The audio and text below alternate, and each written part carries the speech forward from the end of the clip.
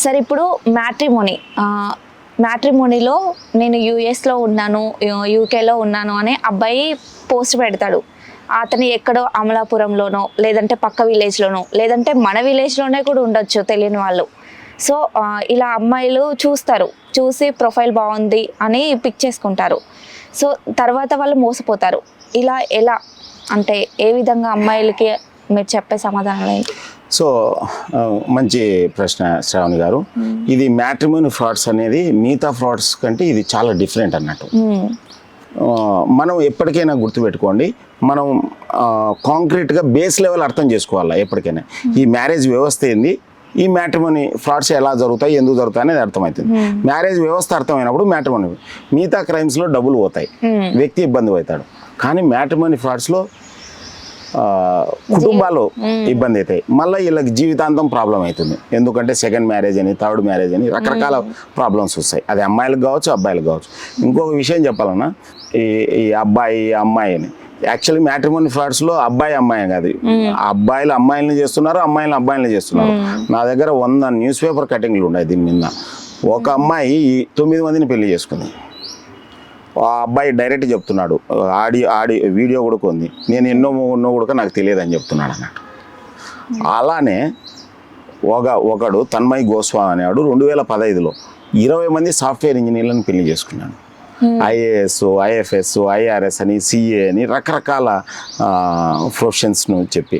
ఇక్కడ మనం ఈ మ్యారేజ్ వ్యవస్థ వరకు వచ్చేందుకు మీరు బాగా గమనించినారంటే పూర్వకాలం అంటే నేను చెప్పేది ఒక 30-40 ఇయర్స్ బ్యాక్ రిలేటివ్స్ ఆ విలేజ్లు, పక్క విలేజ్లు, మండలం, తర్వాత మధ్యవర్తులు వచ్చినారు. తర్వాత ఇప్పుడు సోషల్ మీడియా వచ్చింది, మ్యారేజ్ వెబ్సైట్స్ వచ్చినాయి అన్నట్టు. మంచిదే, ప్రాబ్లం లేదు, టెక్నాలజీ ఎన్హాన్స్ అయింది, మనుషులు అభిరుచులు మారిపోయినాయి రకరకాల.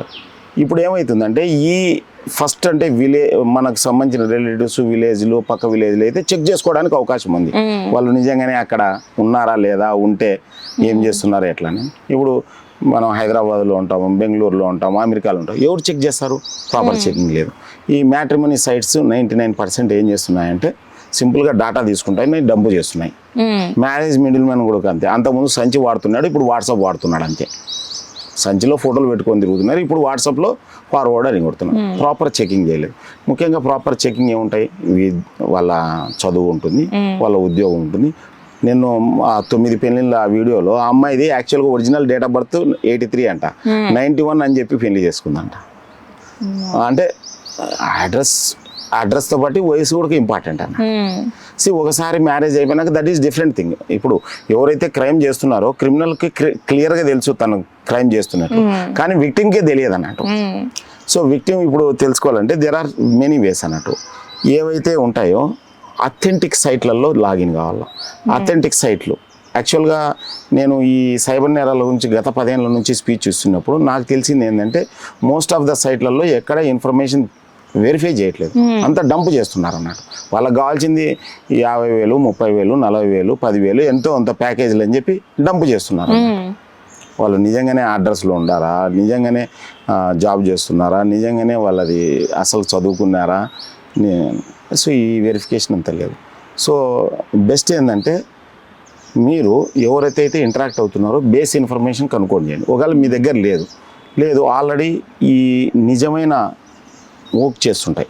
ఇప్పుడు నేను చెప్పినాను కదా, ఎప్పుడైతే ఈ ప్రాబ్లమ్స్ గురించి నేను ఆలోచిస్తున్నానో ఈ మ్యాట్రిమోనీ ఫ్రాడ్స్ గురించి నేను మా ఫ్రెండ్స్తో ఇట్లా మీలాంటి వాళ్ళు మా ఫ్రెండ్స్తో కొంతమంది డిస్కస్ చేసినాను. డిస్కస్ చేస్తే ఏమైందంటే ఈ డిస్కషన్లో తెలిసింది ఏంటంటే ప్రాపర్ వెరిఫికేషన్ లేదని. వాళ్ళు రీసెంట్గా ఒక సాఫ్ట్వేర్ కూడా తయారు చేసినారు, ట్రస్టెడ్ మ్యాట్రిమోనీ. వాళ్ళు కూడా ఏదో ట్రెడిషనల్గా ఏదో సప్తపది మ్యాట్రిమోనీ వాళ్ళు బయట డాటాని అమ్ముకోవచ్చు అంటే అమ్ముకోవడానికి లేదు అన్నట్టు. ఎవరి డాటాను ఇట్లా అమ్ముకోవడానికి లేదు. ఈ ట్రస్టెడ్ మ్యాట్రిమోనీ ఏదైతే trustedmatrimony.in అని ఏదైతే మా ఫ్రెండ్ తయారు చేసినాడు వెబ్సైట్, ఆ వెబ్సైట్లో డాటా ఇన్కమింగ్ ఏదైతే డాటా ఇన్కమింగ్ ఉందో దాన్ని ఫిల్టర్ చేస్తారు అన్నట్టు.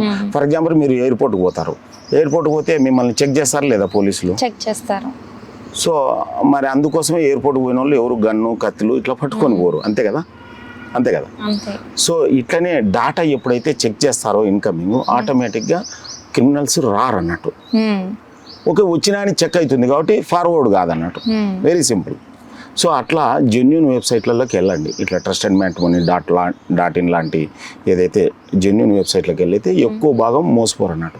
లేదు వెబ్సైట్లు కాదు, మీరు మిడిల్ మని నమ్ముకున్నారు, లేకపోతే ఇంకా మీకు తెలిసిన బంధువుల ద్వారా పోయినారు అనుకోండి, వాళ్ళకి సంబంధించిన ఇన్ఫర్మేషన్ ప్రాపర్గా గ్యాదర్ చేసుకోండి. సింపుల్గా వెరీ వెరీ ఈజీగానే ఉంటుంది. సో ఆ కంపెనీలో జాబ్ చేస్తున్నారు లేదా, శాలరీ స్లిప్లు కాదు, శాలరీ స్లిప్లు ఎనీ డిటిపి సెంటర్లో తయారు చేస్తారు. ఆన్లైన్లో చూడండి, ఆన్లైన్లో వాళ్ళ శాలరీ స్లిప్లు, బ్యాంక్ అకౌంట్లు ఏం ప్రాబ్లం లేదు. ఎందుకంటే లైఫ్ లాంగ్ జీవించాలి కదా. వరకు ఇప్పుడేదో మనం తమాషగా ఏదో ఆషమాషిగా లైట్గా ఒక మోమాటానికి పోయి వదిలిపెట్టాం అనుకో, then future is very danger అన్నట్టు. సో అట్లా ఓన్లీ ట్రస్ట్కి సంబంధించిన సైట్లోనే వెరిఫై చేసుకోండి. అండ్ ఒకవేళ వాళ్ళ నుంచి సహాయ సహకారాలు కూడా తీసుకోవచ్చు. లేటర్ సపోజ్ రేపు పొద్దున బయట సంబంధాలు చూసి వీళ్ళను సహాయం అడగచ్చు అన్నట్టు. ఈ ప్రొఫైల్కి మాకేమైనా వెరిఫై చేసి పెడతా, అట్లా కూడా వెరిఫై చేసి పెడతారు అన్నట్టు. సో అట్లా మ్యాట్రిమోనీ చాలా ఇంపార్టెంట్. ఎందుకు అంటే లైఫ్ లాంగ్ ఎఫెక్ట్ అవుతుంది. లైఫ్ స్పాయిల్ అవుతుంది. కుటుంబాలు జైలు కూడా పోవాల్సి వస్తుంది అన్నట్టు.